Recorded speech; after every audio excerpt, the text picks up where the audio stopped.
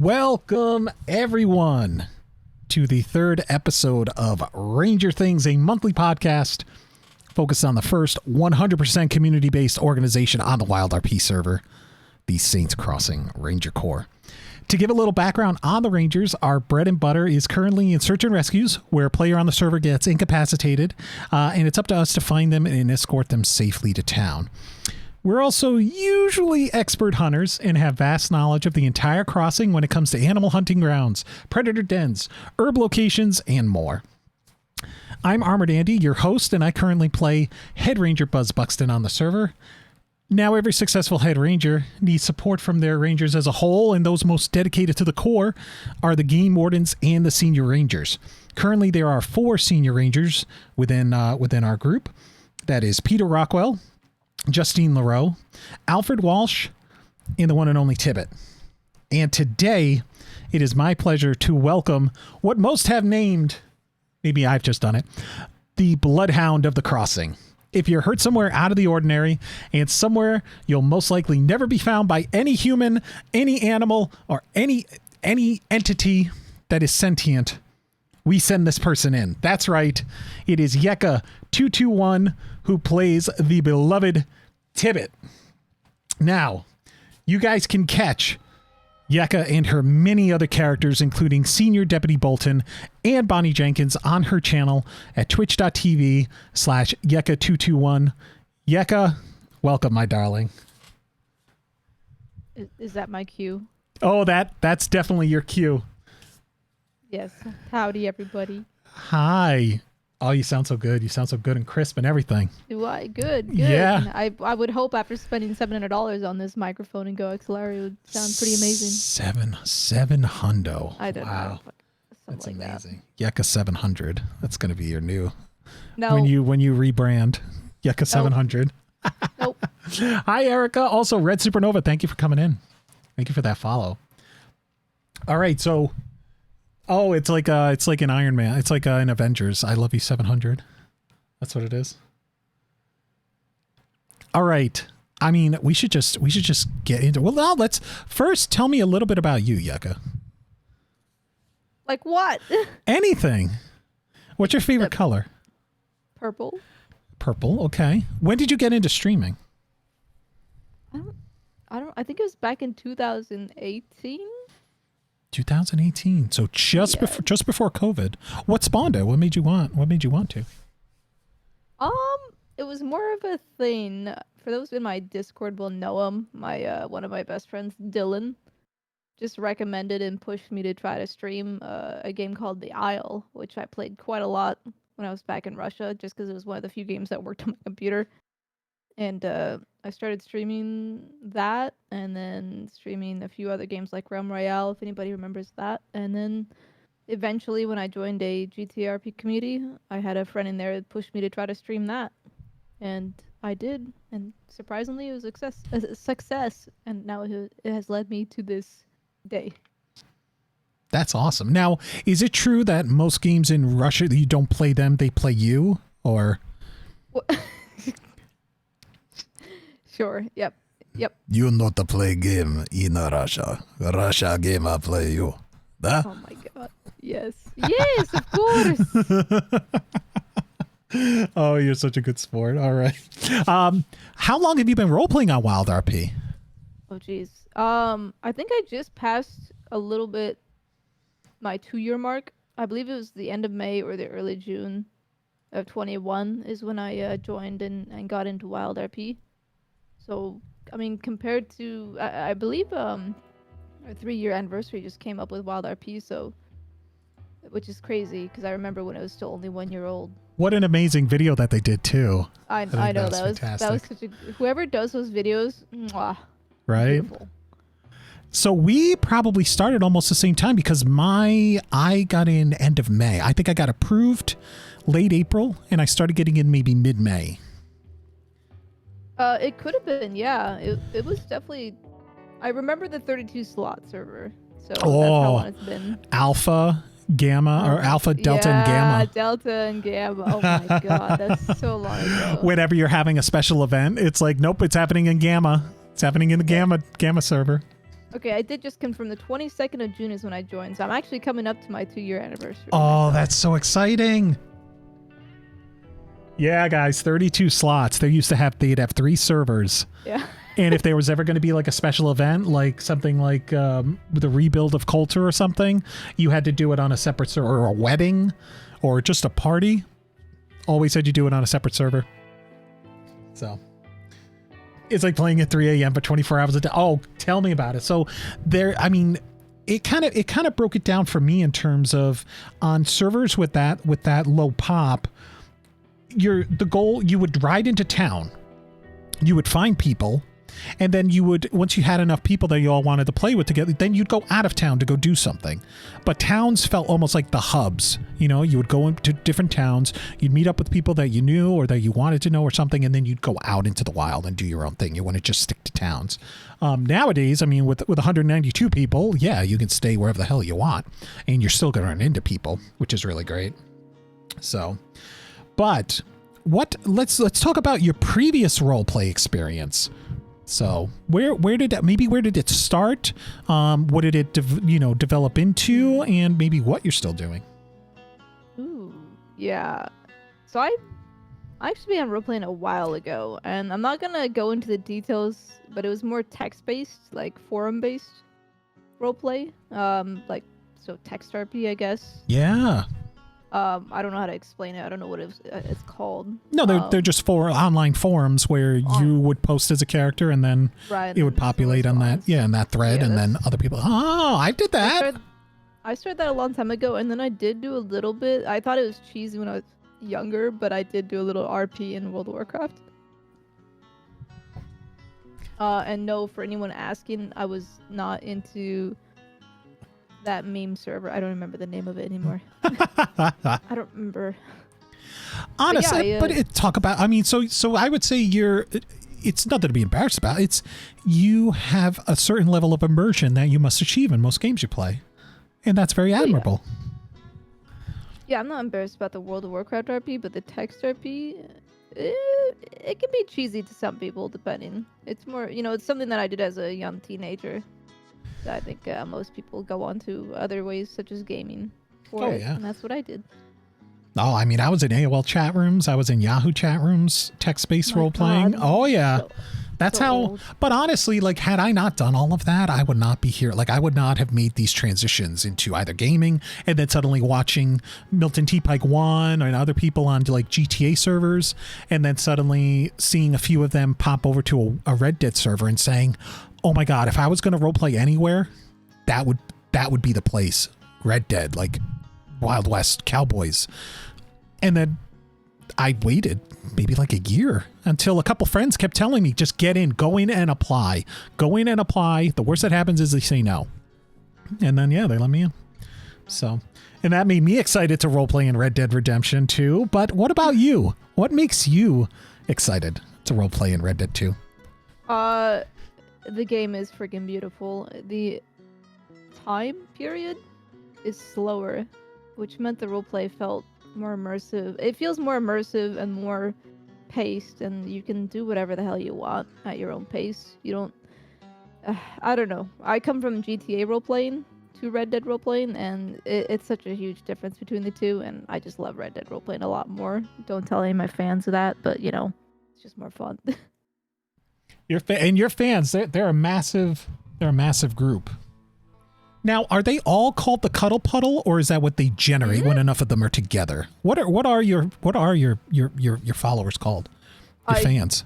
I've never actually thought about it. I mean, are they actually? You know what? Like, if I don't think we have a name for it. Well, Yeka, like your logo is like it's almost like a bear, isn't it? Kind of. Yeah. So you should call them the Care Bears. No, Yeah. Don't say that again. No, the Care Bears. No, my logo is the Soviet Winnie the Pooh, Winnie Pooh. So he is a bear, but he's also not just call him the little poo poos.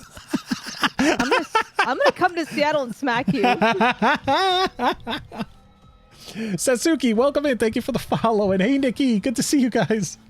Oh, the little poo-poos. That'll be so great. At the end of your stream every time now, all right, everyone, take care of my little poo-poos. I'll see you later. God. Now, I think, right. Oh, first we do have a question already, which I think we have at the end, but let's conquer it now. From Dr. Chuckles, he says, how would you like to see the Rangers move forward as an organization in character? And how would you like to see the service role of Rangers evolve?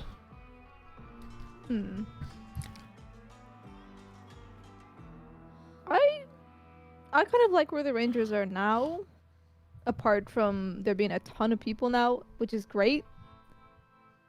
In terms of move forward as an organization, I think they're in a really good spot now, to be honest. I know that Law had been more open to working with them, and I'm hoping that continues, because that'd be really sweet to see, you know, Rangers go in with Law for certain situations. Agreed, yeah. But what they do now is already really essential, and there's a few things you can maybe add on to it, but not much more without it stepping on the toes of other, you know, jobs or something of that sort. I like where we are, to be honest. I think where we've come from, I mean, them crafting a whole system inside the server for Rangers. Rangers primarily, which then can spill over into Law, but the fact of just this search and rescue system, I think is just, it's humbling as hell to be like, wow, they even thought of that. Most of the time it's just, oh, you got yourself hurt? Well, good luck, you know? Yeah, good but luck. Instead, but instead they're like, there's a whole crew that's, you know, we weren't too bad before it, but now this just makes for all kinds of roleplay. And for us the way I think of it is that as Rangers, we have the chance to almost forcibly insert ourselves into someone else's story through the search and rescue system. And then it's up to them, once we've saved them, once we've gotten them back to town, if they want to continue any kind of said interaction, which sadly we don't get a whole lot of, but the door is very much open to that. So I kind of like that. Right, yeah. So we should, you should probably let the people know how we met on the server. Listen to this evil laugh, chat. Okay, listen to this evil laugh. Yeah, so there's two characters I made when I first got into Wild, and that was Bolton, which a lot of people don't know. Bolton's actually my first ever character made. Harley, yeah. Yeah, Harley Bolton. It was originally a Harley Kavanaugh, but you know, you can find that out in character in terms of why and where and crap like that. And then I made a character with a previous friend of mine that was the part of the Bloodletter arc that we gave to the server. What was her? Amelia Deshawn was her name. And she came into the crossing with her son and basically terrorized the crossing until they went to Siska and presumably were executed. But Buzz happened to be one of the victims of those characters. And I'm sure he enjoyed it a lot. Wink. You know, it wasn't that bad. I went with the flow. I thought I was caught and there was really nothing I could do except play victim, which it turned out to not be that bad. Like, you guys didn't leave me somewhere incapped. Instead, you left me to run, and you guys played a sick game of chasing me to McFarland's. But I didn't realize I was generating story even that early into my time on the server, because you guys took me outside McFarland's in a patch of grass where like no one would really find me. You guys took my weapons. You had me cut into my own hand and fill a mason jar halfway with blood. Not enough to actually, you know, render me unconscious or whatever. Then you guys played the game where you chased me. I had no horse anymore. I had no weapons because I think you guys thought that I'd be able to run back and get my weapons, but if we left the area far enough, they would just despawn, which they did. So yeah, sorry about that. We didn't know that as new players. That's okay. So I ended up walking to Thieves Landing. And then from there, I actually got shot at by the locals because I tried to take a horse. I ended up getting to, what's it called? I get to Blackwater. There are no medics there. So I end up going out into where you guys abducted me outside on the Great Plains. and I made it all the way to Valentine. But by that time, I was like, I must have lost a lot of blood by now because I didn't have, I'm still bleeding from the hand and all that, blah, blah, blah. I get to town and I incap. I pass out. So I'm right in the mud. Yeah, I'm right in the mud across, right outside the gun store. And so I'm just hanging out, waiting for someone to find me. And apparently somebody else comes in and starts shooting up Valentine, and they think I got shot by this guy. And I'm like, yeah. But then it kind of helped. I ran into Gus and Rabbit and a few other people, and it kind of kicked this whole thing off. So, but, and then in terms of the store, like a lot of us teamed up to try to find who these people were because one character actually permit to you guys. I know that. Yeah. And it got to the point where I want to say at least like back in those days, maybe a third of the server, whenever they knew you were around, they were looking for you guys. Oh, yeah. It was pretty cool. Yeah, I enjoyed the story. What am I trying to say? It's a shame it was on the 32 slot server. I wish more people got involved in on it, but I know that made things a little difficult. I mean, you could make the characters again, except they would just, instead of stealing blood, they'd steal shoes. No, toes. Let's have them take toes. I don't think those characters are coming back. I'm pretty sure they got executed. Fine, whatever. No, I'm just saying, it could just be slightly different than the blood letters. Now it would be the toe letters, and we would just take toes from people. That sounds really weird. Yeah, I'm a very niche streamer, Yeka. So I see. But from this whole storyline of the blood letters, it actually gave us the chance to actually get close and talk and come up with ideas here and there. So eventually, when Amelia did get executed, we came up with the idea of making a criminal group known as the Wild Cards, which then, for those of you that follow Yeka, that is where Tibbit came into the crossing. And so I guess why don't pick up from there, Tibbit, for Yeka. I also call people their character names all the time. So, in terms of where Tibbit comes from. Yeah, like chronicle her story in the crossing. Like a lot of people know she's a ranger now, but she was a criminal for a while before turning civilian. Tell people about that. I mean, I know about it all. So, let some of these people know. Yeah, we had a few people, a small group of friends, come in with a criminal group, as you say, the Wild Cards. It's more of a family name now. It's not really a gang name, but a family name. But we came in with 6 of us, I believe. Yeah. And then for a good few months, we run amok. We paced ourselves and stuff like that, so we didn't piss anyone off. But we run amok, and then stories began to. There's certain characters that went certain pathways, and then others going a different way. We had our Roads arc where we pretty much met the people that caused a few of our characters to go good, while others, disappeared back home or whatever they decided to do with their characters. And even though Tibbit did end up, by the way, some spoiler meta alerts, Tibbit did turn herself in for all the crimes. There's apparently a ton of crimes they admitted to that that law didn't even know about, which we could have totally gotten away with. But there were a bunch, but there were a bunch that we were getting accused of that we did not and then do. And then we had some impersonators. But we turned, a couple of the characters turned themselves in, went good. Tibbit still wasn't on the straight and narrow. She's a great character. She definitely was after turning herself in for a little while, and then I kept getting nudged saying, Tibbit, become a ranger. You're good at finding people. Tibbit, become a ranger. And it happened for like 8 months straight before I finally said, okay, I'll give it a go. Well, that's one thing I wanted to. Yeah, at what point did I remember there was an amazing moment. Bloody Syndrome, welcome in. A bunch of the Rhodes gals went out in dresses and hunting in in O'Crea's Run. And then you all sat up on a rock, you set up a fire. You did, and all of you had a moment to tell each other your dreams. And I find little moments like that absolutely amazing. Something that most people would never expect to find in a Red Dead Redemption 2 roleplay, sir. And that's what I love about it. But I specifically remember hearing when people said, Tibbit, what are your dreams?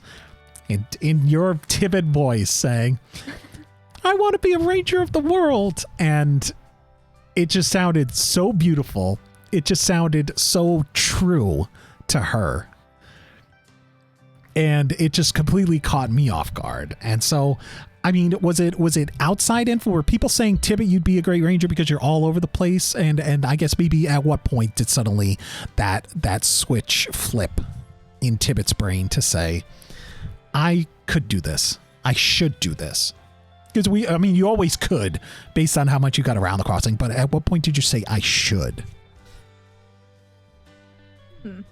Probably shortly after that is when she kind of slowly started making her way towards being a ranger. I know there was the all the paperwork and stuff was very new, so I was waiting for on an OC level I was waiting for me to get more accustomed to the new system of everything, and then eventually I applied for ranger, which took a little while to get into.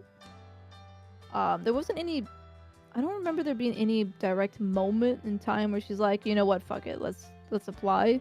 I think it was just a consistent building up to it of everyone nagging her about it, and then her realizing, oh my god, yeah, you're right, I do like finding these people, I do like helping them.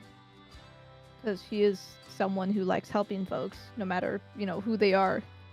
So I don't remember there being any particular moment. It was just that she decided to go ahead and do it. So since then, what has been your most favorite part of being a ranger?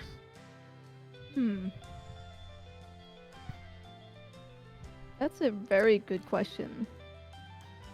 For me personally, I just think it's it's the highest form of hide and go seek inside a video game with people you don't know. I think that's what it actually is. Like, it's just that you find someone and the dopamine just goes through your brain like hotcakes, and you just feel so good about helping someone on an OC level, that you helped someone be able to continue their roleplay. You help someone not having to lose all their crap, especially things that are sentimental. And then sometimes you get some really cool interactions with people you find as well. On an IC level, obviously, Tibbit just likes helping people, so it's like a good dopamine inducer to her. It's like, oh my god, I found someone. Especially when you find someone in the most weirdest place, or like someone who's just been out there for ages. Bless anyone who actually waits 2 to 4 to sometimes up to a week OC waiting for someone to pick them up because they don't want to lose their stuff. Finding those type of people are really it really feels good.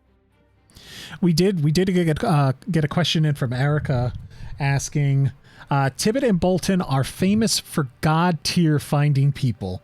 Were you always that good at finding people? I try to not search for people on Bolton, man, because she doesn't like really going off roads. So I have to lower myself to very small areas that I search if I do go searching on her. I try to keep searching on Tibbit. But in terms of were you always good at finding people, when it comes to that, I think yes. Once you know the map, you become really good at finding people. If you know the map, and then if you just run into people in the most weirdest places, you kind of just learn where to search. But honestly, just knowing the map really well, like I do, it is really easy to find people because you just know where the borders are, you know where to search, you know where people are most likely to fall if it's not an animal attack, etc. Part of me wants to say that you knew the map pretty well during your bloodletter time, but when we were the wild cards and we would go somewhere, and after 3 minutes Tibbit would go, let's go somewhere else. And I also make her sound like Mickey Mouse. But let's go somewhere else. And we would go. And that's probably how you got to know every nook and cranny of it. It just, I mean, honestly, the amount of wandering you've done without getting, rode up on by people, being able to evade them and stuff. It's honestly, it's admirable. Even, well before you were a ranger, and I saw that as Moose. So. Yeah, a lot of it, because I did do RP on Wild West roleplay for, I think, a year. Oh, that's right. That's right. So I did have a chance to kind of get to know the map, but once I got into WildRP and on Tibbit especially, I did wander a lot that people don't know about. I just would wander and then maybe listen to music or just wander around and see what I can find. And when you do that so much, you just learn every nook and cranny. But I will say, I do have a knack for directions in real life. I can go someplace as long as it's not dark. I can go someplace once and be able to get back to it again without a GPS. So why haven't you visited me more, you jerk? Because I don't want to drive 6-7 hours. All right, that's fair. Okay. All right, I understand. Yeah, so I just have a good sense of direction and mapping in my head on an OC level 2. I think that's why I just get to know maps really well. If you watch my GTA streams, I also know my GTA map pretty well too. Even riding it on a bicycle at a snail's pace, yeah. From what I saw yesterday on Bonnie. Now, we covered your favorite part about being a ranger, but PB&J Lee came in saying, what's the most challenging part of playing a ranger, and kind of what frustrates you the most? I think the most challenging is when you get someone who just wants to pick you up and continue on with their day instead of actually giving you roleplay back.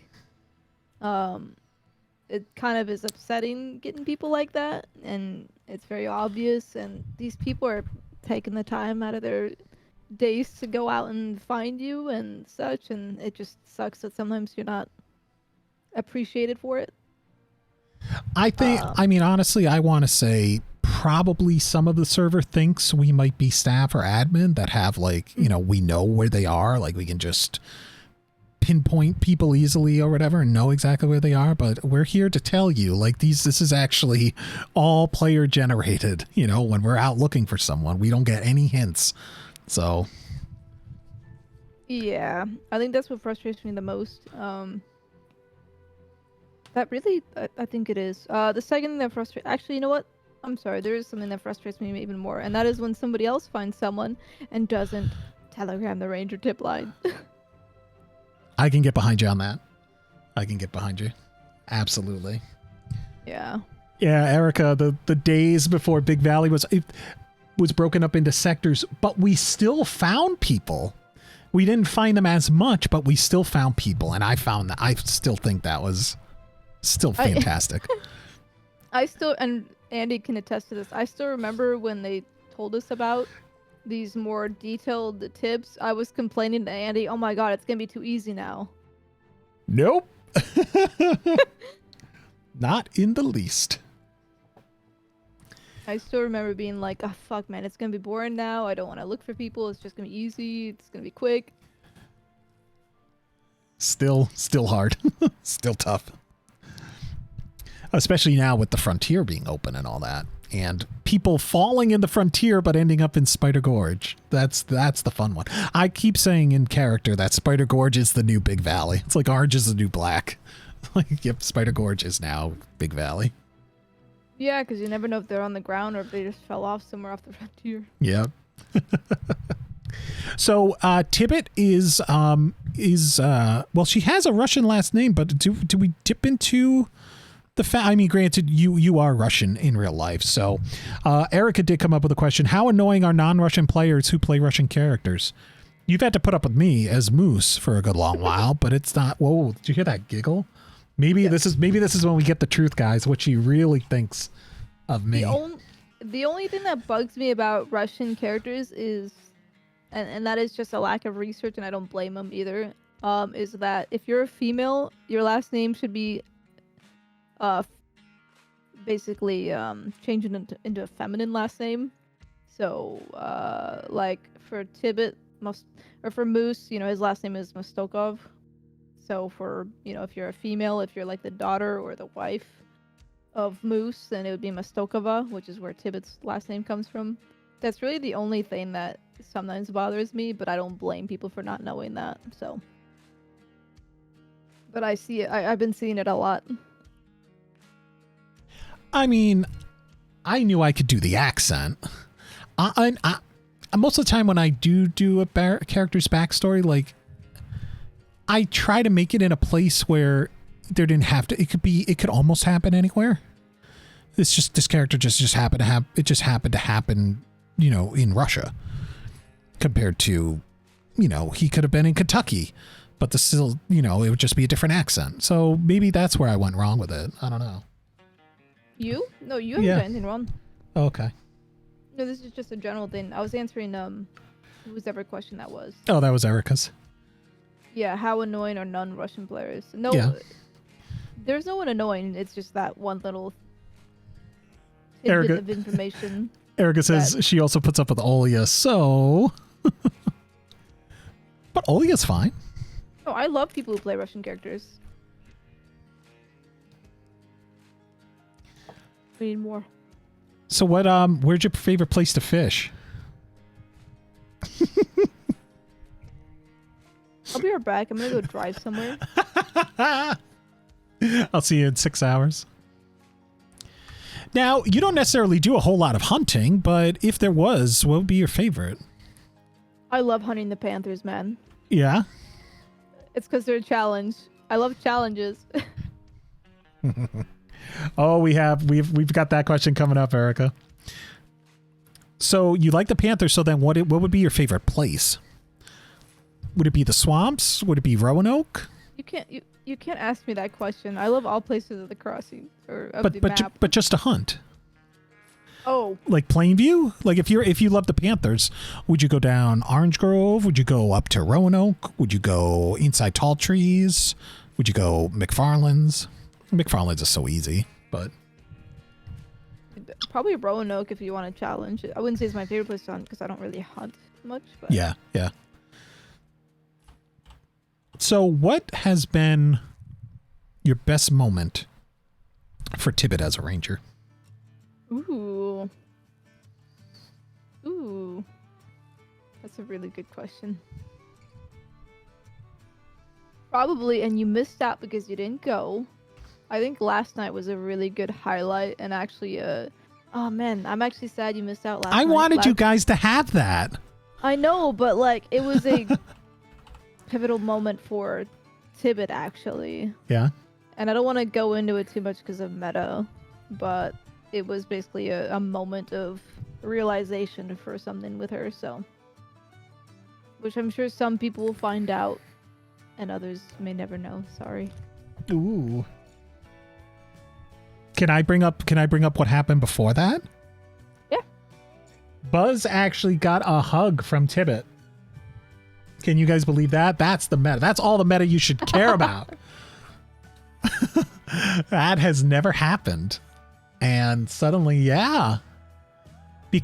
Probably because she thinks he's going to die soon and she doesn't want to hug a corpse. She's just like, I might as well hug him while he's warm. Wow.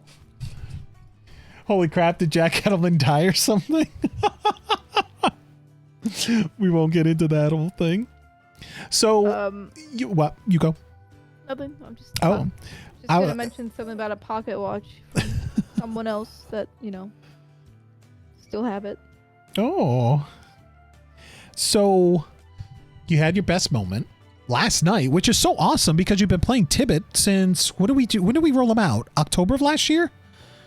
Well, if you say best moment in general for Tibbit, it wouldn't. Well, be as a ranger, as a ranger, I'd say that, yeah. So then, what's been your worst?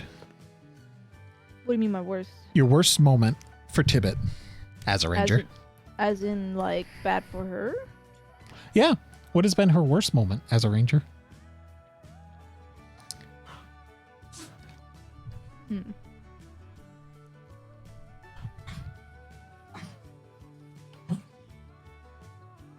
There's too many fucking people to protect. I don't know. I don't know any particular moment. Would you consider that her biggest challenge then? Kinda, yeah. Maybe. Oh, I actually have a different challenge for her, but Oh, so what is it? Well, this has just been a challenge for Tibbit in general, and that is, she's a ranger and she's a civilian, but she still has the very open mindset of helping everyone and not judging everyone, which means, she's prone to speaking to criminal types as well.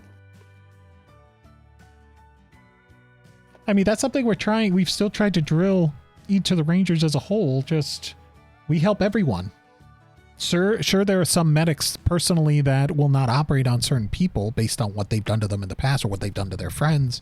But it's like it gives a chance for us to prove that we're the bigger people in any situation, or that we can be. And so I still like that. And I've talked about it. I preached for a long ass time. I feel the Rangers have the ability to be this go-between organization between law and criminals, where like we still are lawful, but we're probably going to be a lot more gray than law.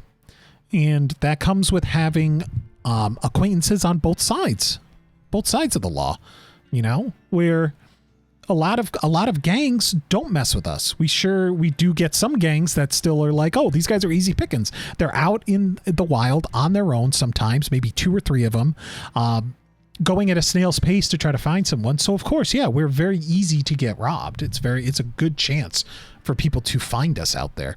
They come into town, it might be very different because we're all grouped up. Or some people are stuck in a lodge while others roll in, and we're still able to all draw our weapons and send people out of town. Not saying specifics, but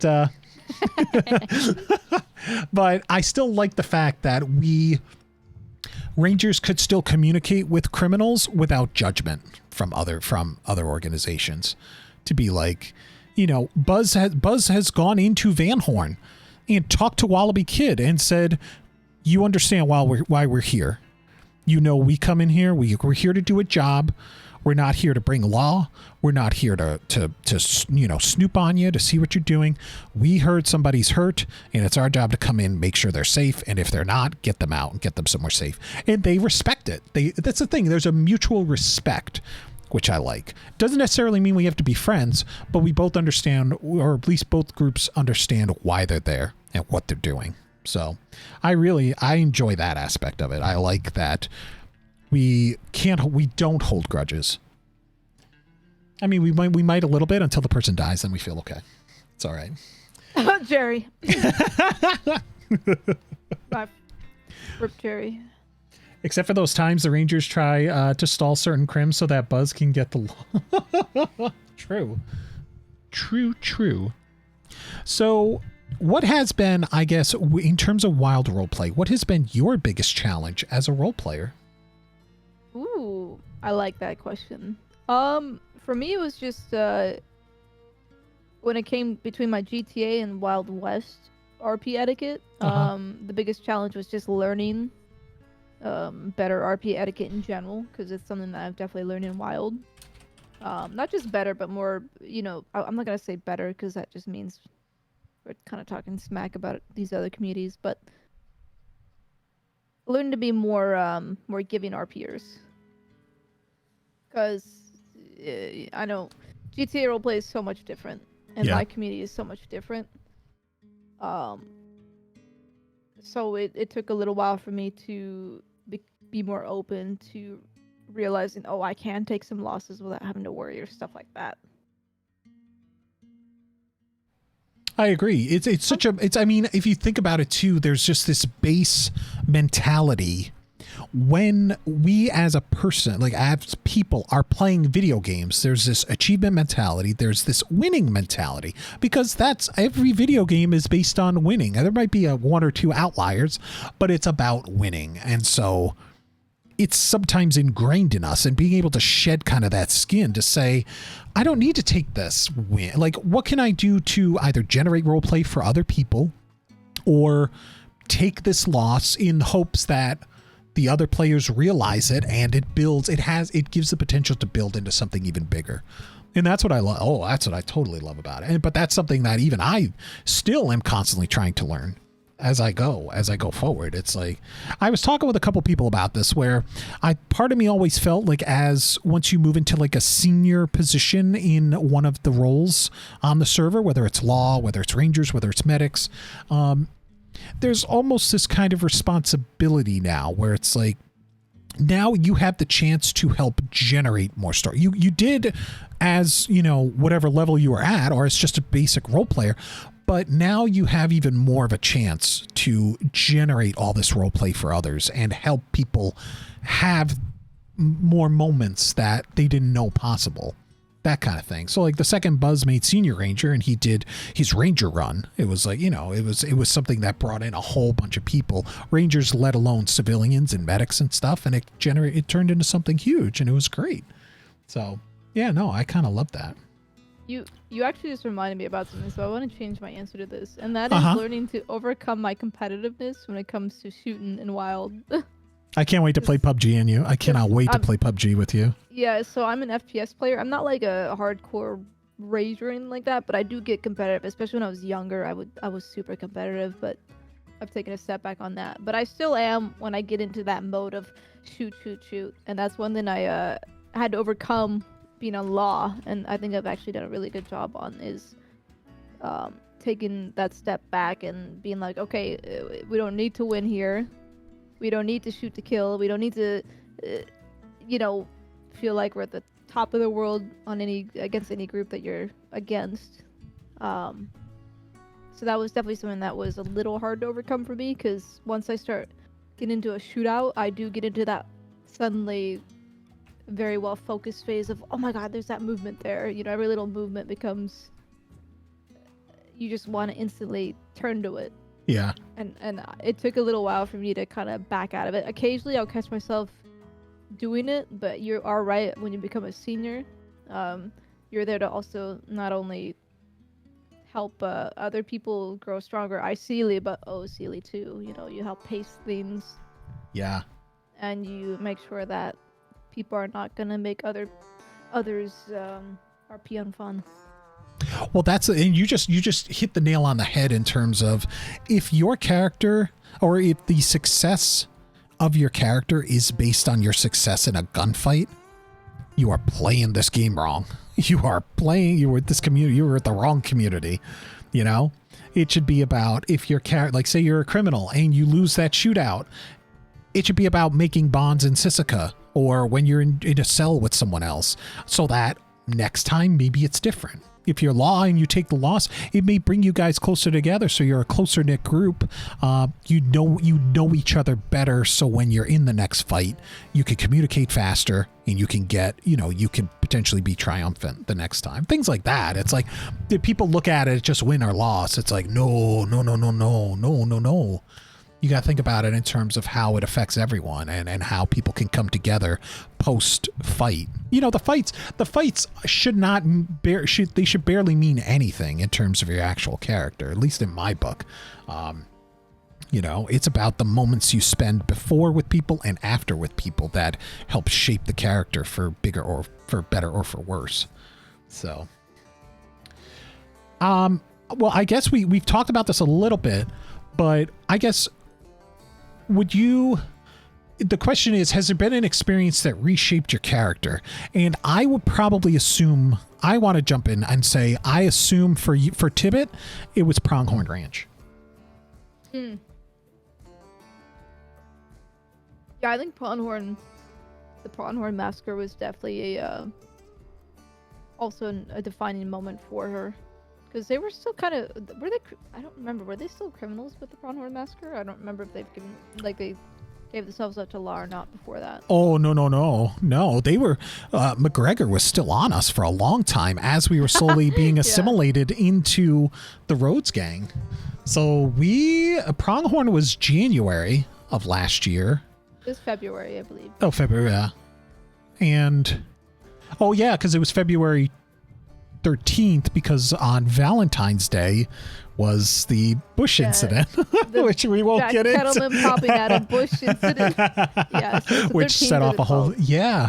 But that was definitely, I think that was one of the defining moments for her, because that was the first time she actively went and shot to protect not only her father, but people that were not actually in the wild cards.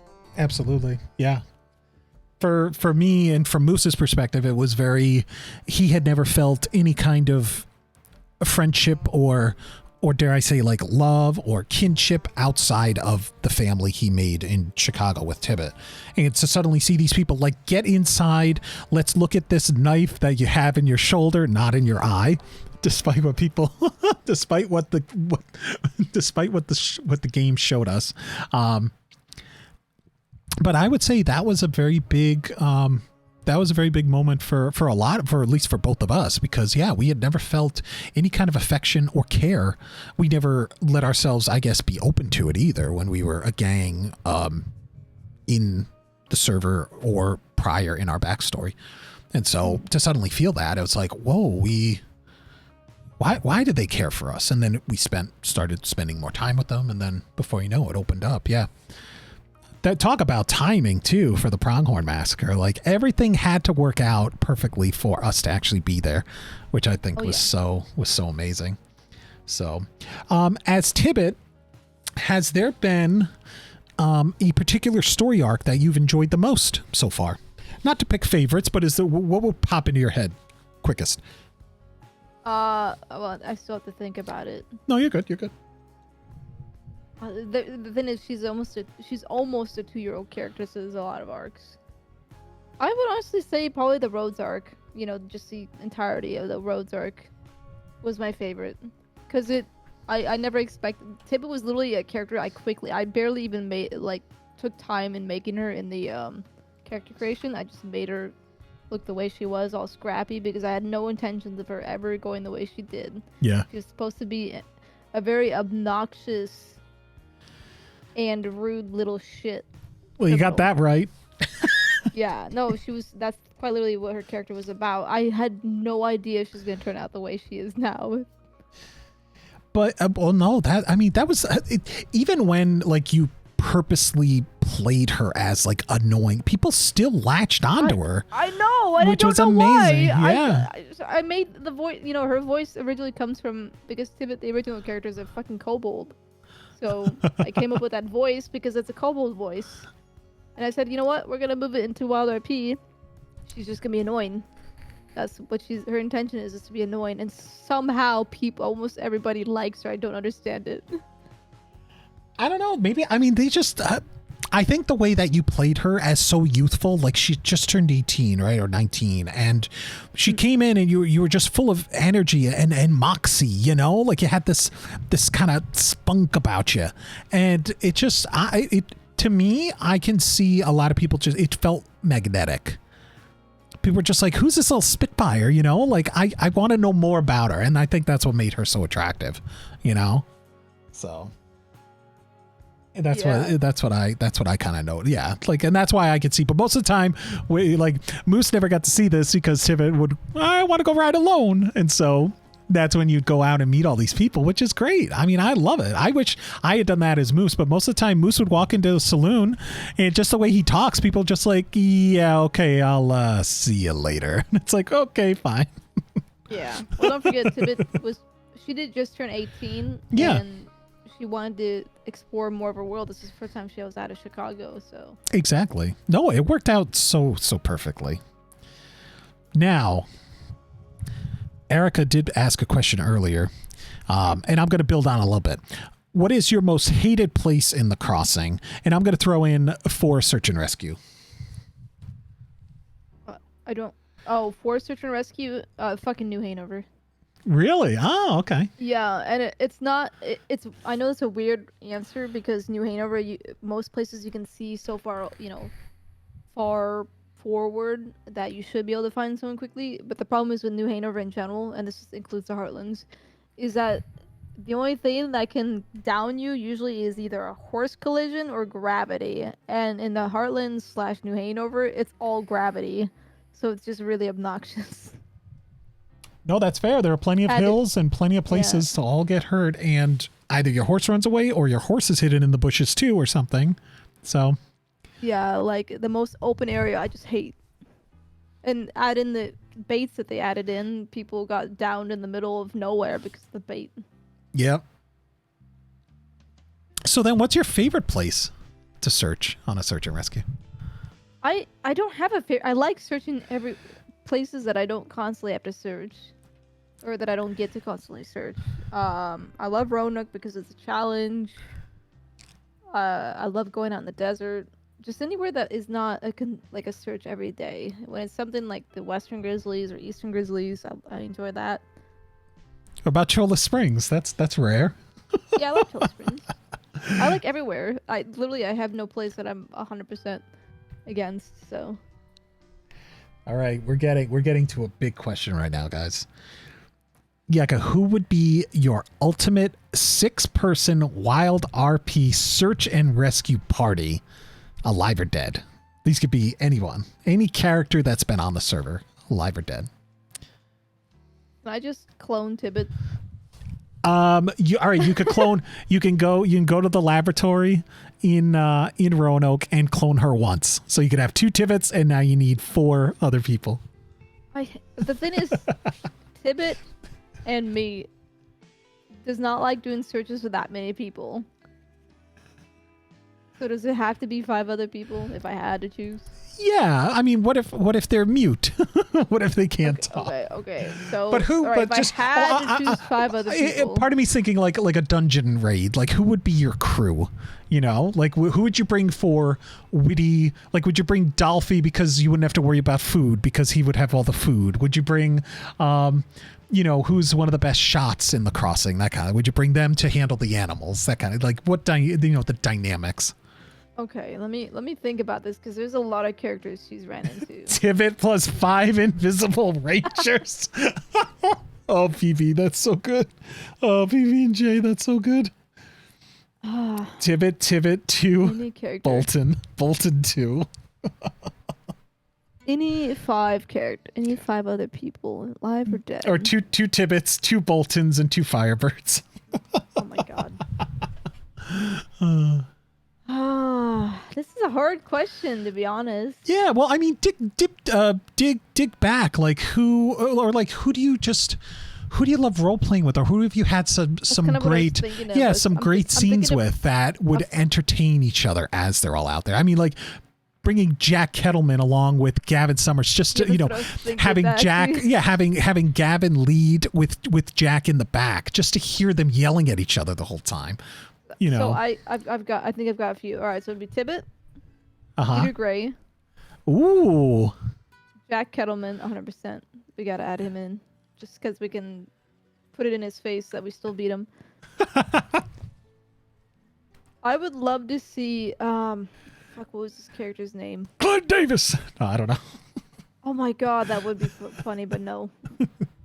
I did enjoy Clyde Davis. He would make the search and rescue into a lesson, like as he did when he robbed people. It would be beautiful. All right, so Peter Gray. I said Jack Kettleman. Gavin Summers can go fuck himself because he was mean to Tibbit. I mean, he could yell. He could yell the whole time, as he liked to do.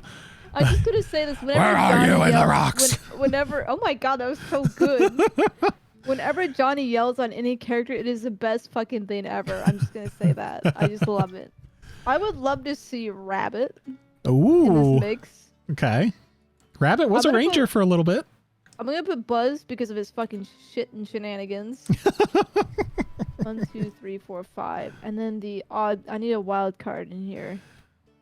A literal? Would you need a medic? Maybe Crow? I feel like. Or Elsie? I think Crow actually would be an ideal 6. Just because when you put all this together, Tibbit, Peter Gray, Jack Kettleman, Rabbit, Buzz, and Crow, I can just see a lot of hilarity ensuing with that little motley crew. Oh, absolutely. Peter Gray and Kettleman don't like each other. Rabbit and Kettleman don't like each other. I'm pretty sure Rabbit doesn't like Peter Gray. Tibbit likes Peter Gray enough, but Peter Gray, the last time she saw Peter Gray was trying to help fucking chase her down with 6 other Gavin Summers goons. All right, so we need to. All right, so now we need to talk if they're in staggered formation. How would it go? So if you think about who hates who the most, Summers and Kettleman, I would say. Or was it, yeah. I didn't pick Summers. You didn't? Nope, I said Peter Gray, Jack Kettleman, Rabbit, Buzz, and Crow. Okay. So Kettleman and Gray did not like each other. So Gray, so would Jack be at the front? Really? You want to put one at the one at the front and one at the back? I would put Kettleman in the front just because he's so hilariously bad at navigating. I would put Peter Gray to his left and Rabbit to his right. He's the bait, you're saying. Just so we could go all around the forest to try to find us. Say, where are you? Yeah. And then I'd put Buzz and Tibbit next to each other because they already give enough shit with each other. And Crow would be in the back, basically being the babysitter for all 5 of them. I like it. That's amazing. Now, do you have, I guess if you can reveal anything, what future goals do you have for Tibbit? I don't really have any future goals for her, to be honest. I had intentions of her going, either leaving the crossing or dying on an arc with her family, but obviously people are busy in real life and they can't get onto RP. Yeah. So her story did go away from that family aspect. She was supposed to be a very family heavy character. So sticking to that family, which is why she was so like reserved with the Rangers initially. Which I loved. I mean, you played like a little velociraptor testing the fence, like the electric fence, all fucking day long. But in reality, it called out a lot of inconsistencies that the Rangers had before Buzz took Head Ranger. And it was like, you were on, like, I think you knew too, that like I was in the verge of, I noticed there were a lot of strangleholds, a lot of rules that, sure, it looked like it was coming from a place of care for your fellow Ranger, but in terms of role play, it was very, very, it shut down a lot of roleplay possibilities. And if you were going up to the snow, you had to go with at least 3 Rangers. If you were going into tall trees, you had to go with 2. Things like that. And it was like, the second I made Head Ranger, I was like, that's gone. Like, this is... It came from a trust thing too, I think. I think a lot of the people I hit before me looked at it and were like, I don't trust this guy going out on his own. Where it's like, listen, if they got the green, we have to trust them. We have to say, you got here for a reason. If you go out on your own, you set yourself up for that. It's not like we're forcing you out. You know, we have had 1 or 2 Rangers that are like, a call came in for tall trees and I don't feel confident going on my own. And it's like, okay, that's okay. But to put these kind of rules of saying you know, it just felt like it was, especially with the new system in terms of the people being downed. It's like, no, like roleplay is out there waiting for us. We just have to go find it, you know? And so little things like that. And you brought up a lot of different things that challenged what was established before Buzz made Head Ranger, and you helped him craft, I think, a pretty solid new set of rules to maintain yourself as a Ranger. So that was great. Oh yeah, it was absolutely great. Yeah, I knew that I could probably get her in her green in just a couple days time, but that's not Tibbit, man. Tibbit's gonna fucking call you out. No, beautiful. No, it's so good. I still think my favorite one is her having that fight with Nathan, and Nathan says, I'm a senior Ranger, and Tibbit basically said, I don't give a shit, and walked away. I like it. Because she knew that what he was saying was wrong, and that is, you know, I think this was during the Mason James and Austin Grant thing, where they were basically similar to Jerry. They basically made Rangers fear going into Strawberry, and obviously to Tibbit, why would you let someone kick you out of your own home? Exactly. Yeah. No, agreed. What would be... Oh, we're going to break this up into 2 questions. What would be the one tip that Tibbit would tell an aspiring Ranger? Ooh. Don't sit on a porch and wander around. Just wander, even if you get lost. I think that would be her number 1 tip. Because that's how she learned the area. Is just go out and get lost in it. I love that. Get lost in it. Yeah. Now, if, say, a player came and DM'd you that had just become a Ranger recruit and said, what would be your one tip for me? What would you as Yeka tell them? Probably a similar thing, and that is just roam around a little bit, and more importantly, just be ready to dedicate the time for it. Because I think some people don't go out searching long enough, or they assume maybe, okay, this person's been found, instead of really looking in those nooks and crannies. So just being determined enough to stay with the search. There's been one time where I stayed on a search for 3 hours, even though I passed the person technically 3 times, but they were just re-logging to call for help again. So That hurts the most, yeah. oh, That's, I love it. I was pissed off at that guy. Actually, Oh, yeah.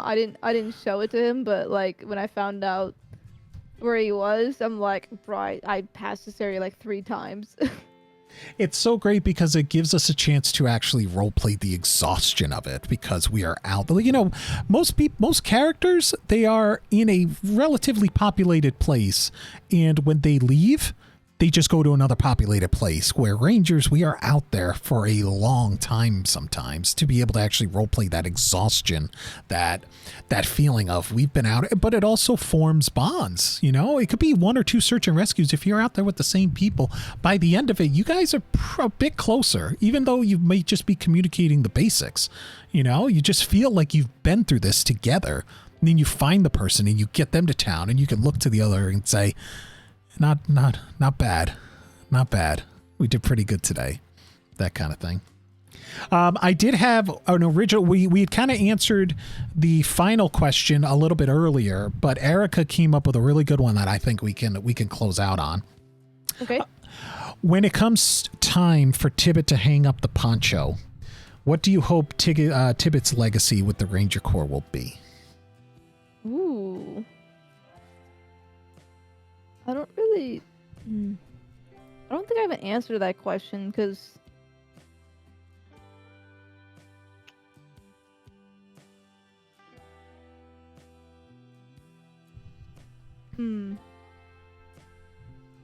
that's a really hard one to answer. Yeah. I've kind of tried to keep it simple with Buzz, where it all started. There's the Flint mine outside of Wapiti, where Hummingbird, played by the amazing Endangered Finley, they left a note that it pretty much, said what this cave was and all that stuff. But there was one little note in there that says, all we ask is that you leave this cave better than you found it. And that's all I've ever wanted to do on Buzz. Leave the Rangers a little bit better than I found it. And it's evolved into, I've made little roleplay, I guess I'd call them either checkpoints or triggers, where if Buzz ever saw 2 different groups of 5 Rangers outside the lodge and a call for help comes in, and since there's 10 of them, they say, well, we got to do 2 groups of 5, and they decide to flip a coin to see which group goes. Little things like if there were enough Rangers that they actually have to flip a coin to see who gets to go out on this current search and rescue, Buzz, that would be a solid moment where Buzz says, I've done all I can. Now it's up to someone else. And he'd walk behind the lodge and probably cry and be like, that's it. I've done what I've set out to do, and can't beat a dead horse anymore. It's time to move on. It's time to give it to someone else, that kind of thing. So, but yeah, what would be the feel like when people would look back after Tibbit's gone? What would you hope they feel when they think of her? The thing is, I think she's already left her legacy behind, and that is what you call her, is the Bloodhound of the Crossing. So many people already know her as someone who can find people in odd places, and all that really takes is, like I said, time and just knowledge of the area. But I think that is her legacy, is just being the one person that can find you wherever you go. In terms of with the Rangers directly, though, this is one thing I noticed slowly over time, and I think it's because of Tibbit. And that is, I remember earlier in her recruit phase, Rangers are known to be pretty big targets sometimes, and victims of a lot of crimes. And I think Tibbit has helped bolster people's confidence to stand up for themselves, but also stand up strong next to your fellow Rangers as well in a time where you need to protect each other. And that, case of what happened in Strawberry was a good example of it. Absolutely. Like, I mean, I don't want Rangers to always be like bringing guns out or anything like that, but this was, I think, what happened in Strawberry was like the top. What's the word? It was basically the last straw for Tibbit and for the Rangers. I feel like, because they had a bunch of other shit they had to deal with, and they're like, we're not having this. We're not doing this. Get off of our land. No, agreed. It reached to this point where it felt poetic, where we had gotten wronged by this group of people twice so far, and this was a chance that we had to stand up and say, no, we're not going to take this. And actually, it will let the story breathe, let it extend a little bit further. There was no bloodshed, even though it was almost there. We could have taken them out, but we chose not to. It was just a moment where we got to stand tall and say, not in our town. And I honestly think they learned from it, because they have not been in town since. When they robbed someone recently, it was outside of town. So I think they know, or at least they, in terms of a great story, it's like they learned from that mistake. They could have had their butts handed to them, but we were merciful, and now they know not to probably come into town anymore. Now they have to adjust their tactics, and now so do we, because we just got one of ours robbed again by them.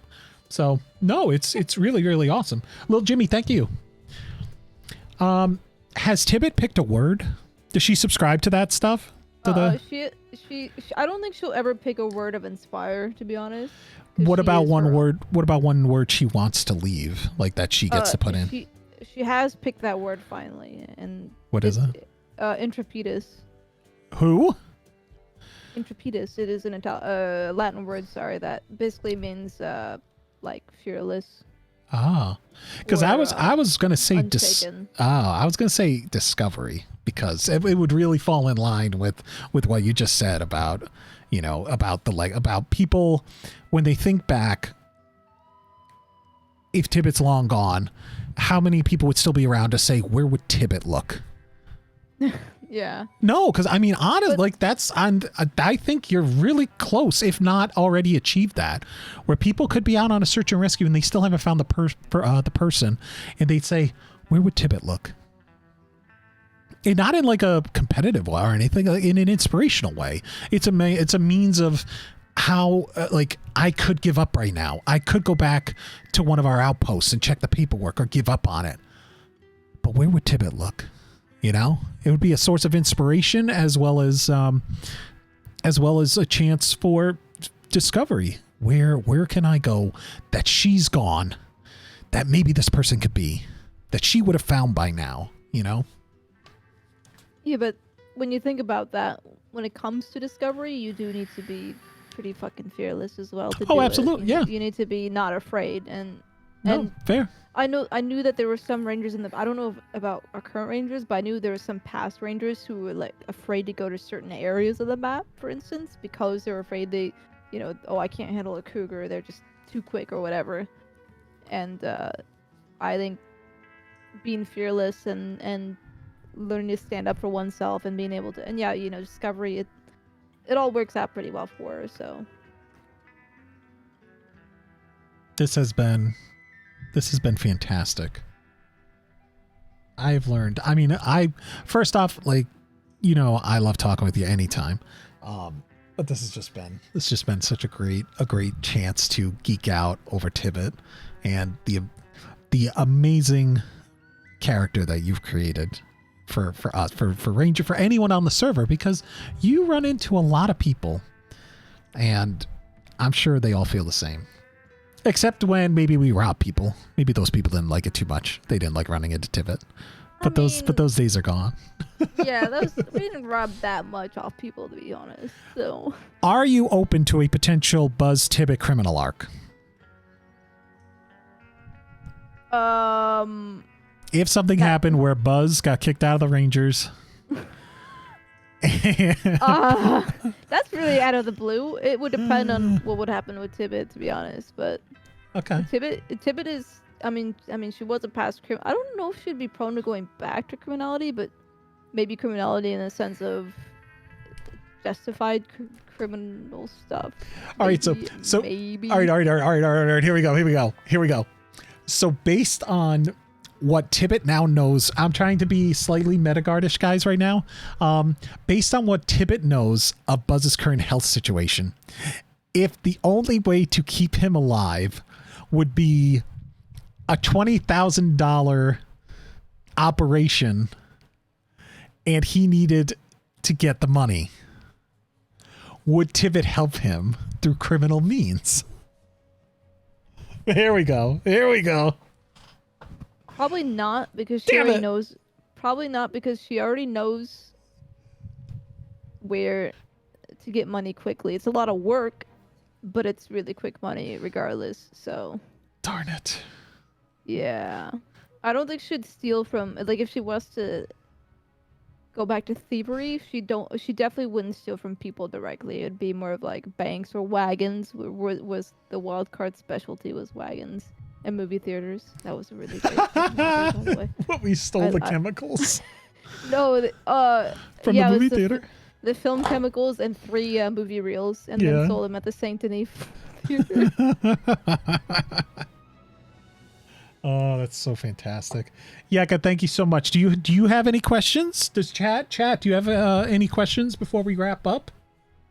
I have a question for the chat. Ooh. Who do you like more, Buzz or Tibbit? I'm joking. Don't answer that. Don't answer that. By all means, Tibbit. Tibbit has so much more dimension than Buzz. Buzz is just wider and thicker. Shut up. That's all. Buzz has a lot of history, man. He has so much history in the crossing, just like Tibbit. Like, they're old school members of the crossing. Neither, they both stink. Hey, Preacher. Preacher plays Tibbit takes at least 1 bath a week, okay? Buzz, I'm trying to think the last time. I mean, when they go through rivers, even if they're like, they get up to like the horse's ankles, that still counts, I think. Doesn't it? Fun fact, Tibbit never carries a horse brush. No, neither. I ditched that on Buzz a long time ago. Yeah, it just takes up too much room. Even Deuce cleans up. I know, man. You shaved your whole face. I haven't even seen Buzz for an extended period of time for like 5 months. Ooh, yeah.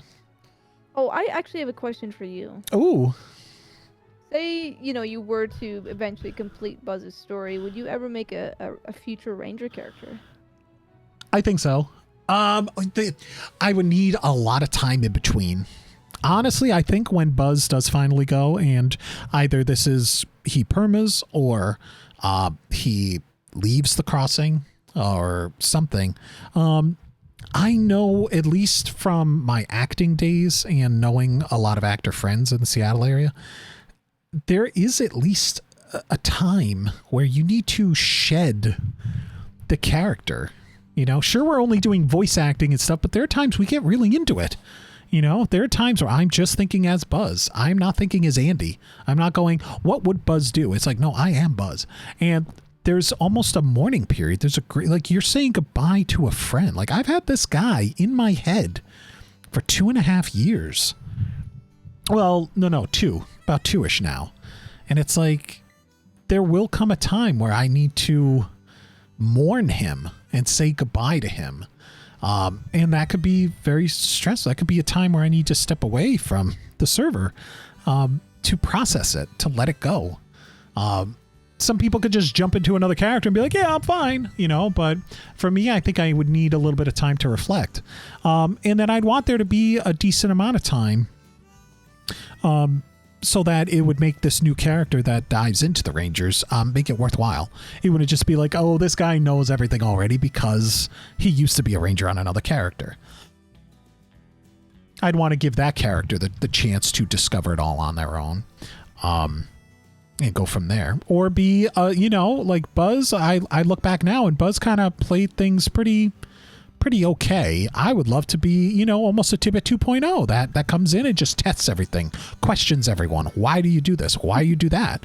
Just to see what they do. Because honestly, they'd be like, after probably day 2, they'd be like, you need to stop asking so many questions. It's like, but I'm learning, and just I'd be half Tibbit, half Jerry without killing people, without trying to kill people. I think that's what it would be. Okay, I have one final question. Uh-huh. How close was Tibbit to getting fired as a recruit? I'm trying to think. There were one. I mean, there was. I don't know if it would have been a firing. It was a. I mean, you know, Buzz. Buzz is extremely patient. But a lot of it was. I mean, that's what I would say. Maybe a suspension, but never getting kicked out fully. Buzz knew how good she was. He. You know, I try to look at it from. There are some organizations like the military where they send the people off to boot camp. Boot camp is not to train you up to be a soldier. There's first a breakdown. And I never wanted that to be anything. I never wanted that to leak into the Rangers whatsoever, where it's like, okay, you're coming in with your stuff. We don't give a shit about that. We are going to, you know, figure out who you are, remove who you are, and then make you a Ranger. It's like, no. All these people come with their own different set of skills that can be harnessed inside the Rangers, and we're here to help showcase them. You know, it's never a matter of breaking down. What I find was the biggest word of it all was compromise. Where it was never, you're doing this wrong. It's like, no, how can we work together to figure out how to both do it right? You know, like that. So I never look, and honestly, like denying someone that kind of role play, knowing who you are, knowing from Moose's angle and from Buzz's angle. I mean, we found each other in the, we found each other in the, out in places well before the tip line. Oh yeah. You know? Oh my god, I just remember the first time she found Buzz, she wanted 10 or 20 bucks. 40 bucks and Buzz paid her. And Buzz paid her. Which you just reminded me of this. You may be too filled with tears to even contemplate it. But if Buzz did die in the crossing and there was a funeral, would Tibbit slip into his pocket $40 when she's saying goodbye to him privately? FOIC. But see, I just brought it back into your memory, and now you're going to take it, and you're welcome. Wow. Also, can I, since I see Erica in there, yes, can I say something to all the Rangers who helped train Tibbit? Yes. So the whole point of Tibbit when she became a recruit is I knew I was going to push buttons. You know, I could have just played the nice little recruit and probably got the green in 2 or 3 patrols. Let's be honest. She knew the crossing better than most Rangers. But I pushed buttons intentionally to see if people would work past those and compromise with her and get to know her better. Because the whole point of her was, you know, if you can get through that shitty phase of her, then you're going to get, you know, a really, really good Ranger out of it. It was like if you get through this, you get a really good prize type of thing. Because I was ready for her to get fired too. There were a couple moments. It entered the minds of a few people, but it was still just give them time, you know. And that's what we try to do with almost all of. You know, we've had a couple people that we've rejected, but most of the time it's like. People understand. Do you want to be part of this big group and this big, you know, a great bunch of people? Well, shift, adjust, adapt, that kind of thing. And then, you know, hopefully you land where all of us want everyone to land so that we can all work together and still have fun. There's still going to be differences of opinions inside the Rangers, and I want that. There still needs to be a little bit of inner conflict, but never to the point of something, you know, splitting the Rangers down the middle. So. Yeah. I still remember when Deuce thought she was 60-something. There's some people who still like think that she's 80 or something. Training Tibbit was literally Alia's first full shift with her green poncho, and I loved the challenge. Hell yeah. I'm so sorry. I remember when Buzz found, well, you accidentally, hit K when you were going down the ladder at the laboratory? God. Yeah. So I was climbing down the ladder, and I saw someone... It was me. Come by. Oh yeah, it might have been you. So I tried to press J to yell out, and I pressed fucking K, and I just yeeted myself on the ground. That was an easy win for me. Oh my gosh. I saw you standing up there. I was like, what the hell is she doing?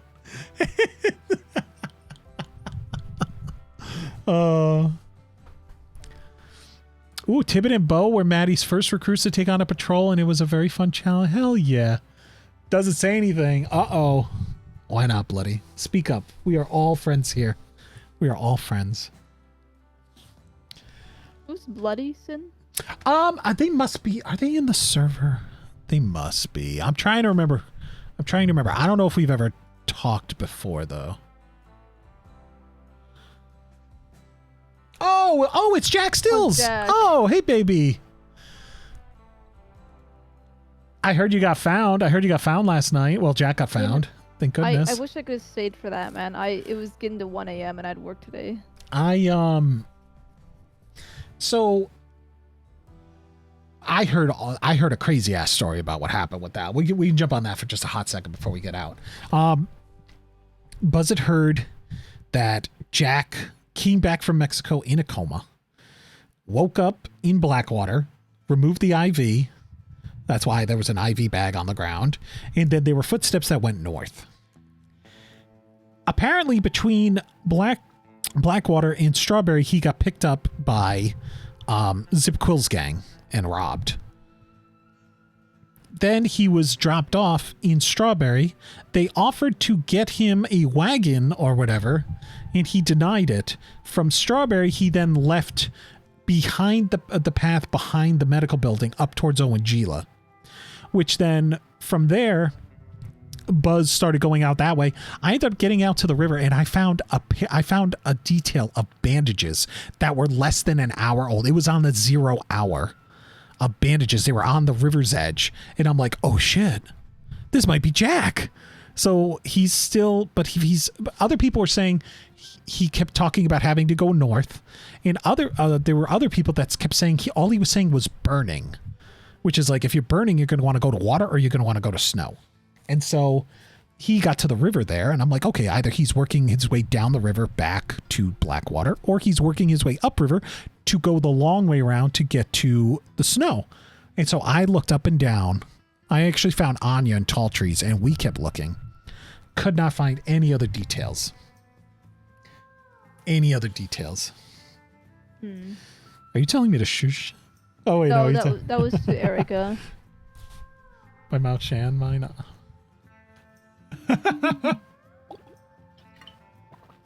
So that's what I went on. I only found this one detail, and I was like, oh, and I got so mad. Buzz ended up running into one of the people from Quill's gang, who ended up giving him the second of Jack's journals. And then we got another telegram, I want to say a few days after, or a day after, talking about some footprints up on the path near the Amberino Tower, which yesterday I might have been too late for it. I went to go see if I could find those to then follow them down into O'Crae's, but I couldn't find anything. But I almost thought those were linked to Jack as well. So we may never know. But I am very happy that Jack was found. I just wish Buzz was able to do it. Well, so next time. Yeah. On that note, anything else to add, Yucca? Would you do this again? 100%. Hell yeah. 100%, yes. We're just gonna have to make medic characters and then get on PB and J. I'm not doing that medic RP. I already do it on my GTA. I'm not doing it. No. Okay. Fine. What would a law podcast be called? Because we've got Med Talk. Like, thanks for coming to my Med Talk. We've got Ranger Things. What would be a law? Badge banter? I don't know. Banter badge. No. I was thinking like Bandersnatch. There should be more law podcasts, though. There should be, yeah. I enjoy the podcast when it comes to criminals talking and the medics and rangers, and it's a good insight to learn how people think when they're doing those roles. Absolutely. What would you call it? Law blah? Like, blah, I'm just talking, blah, blah. Law Dog Radio. Hey. But Loblaw. Loblaw. That's a play on Arrested Development of Bob Loblaw. There's a guy named, hang on, I'll type it out. Try to say this guy's name. Bob Loblaw. You get it? Say Bob Loblaw. It's terrible. Or it's call it the Law Blog. Yeah, the Law Blog. Saints Crossing Podcast Department McGregor's voice. You know, I actually thought of his voice saying that. It's really crazy. Yep, Bob Loblaw's Law Blog. What would that be called? What would be a good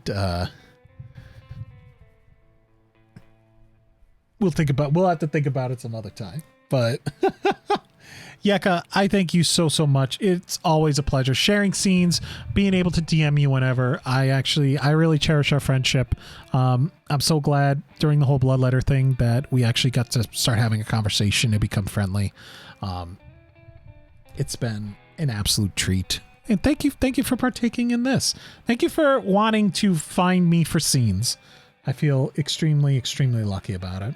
So yeah, thank you for having me as a guest. I feel very honored, and thank you everybody else who was part of this. And I don't know what else to say. I'm bad at outros, I guess. Yeah. All right, I'll just mute you. How about that? Yeah. I'm just gonna deafen Discord when you're halfway through the sentence. No, don't. I'm not really doing it. I was trying to think of something to start like talking and rambling about to see if you'd actually do it. Well, yeah. Well, go. I'll do it. Okay. Fun fact: Andy's car. There we go. So that was really great. Also, I cut that right at the most perfect time because what she was going into, it sounded so perfect. 2 legendary RPers for this podcast. Thank you so much. Thank you guys so much. You guys are absolutely fantastic. We have to go send some love, okay? We're going to keep it inside of Wild. I think, let's see. This is Ranger Things, so I think we got to go over to Just Sam, who's actually playing a Ranger right now. That's playing Ranger Nathan. So we're going to go over there. We're going to go give him lots and lots of love. Let's see. We didn't play Buzz, but this is kind of a Buzz-oriented stream, so we can use that. Here's Raid 2. Whoops. No, it's not. There we go. I fucked that up. Also, guys, if you haven't gone and followed Yeka, please go do so. She's an absolute joy. She's so fucking amazing. I absolutely adore her to death. So let's get over there. We're going to roll some credits. Do I have credits on this? I might. Maybe I didn't plan for that. I don't know. Let's see. Do I? No. No, I don't. But I want to thank Lil Jimmy for coming in for the follow. Bloody Syndrome also. Dead Suzuki. Red Supernova. And also we had some offline ones. We had Ristine Serenity and we had Crush Coley coming in with follows. So guys, thank you all so much. The goal is to be around tomorrow or Friday to do some more roleplay. If not, we're going to be causing some trouble on Saturday. But you all be fantastic. Let's go over and give Just Sam lots and lots of love. Thank you all guys for being here. Keep being fantastic, and I'll catch you on the flippity. Bye-bye.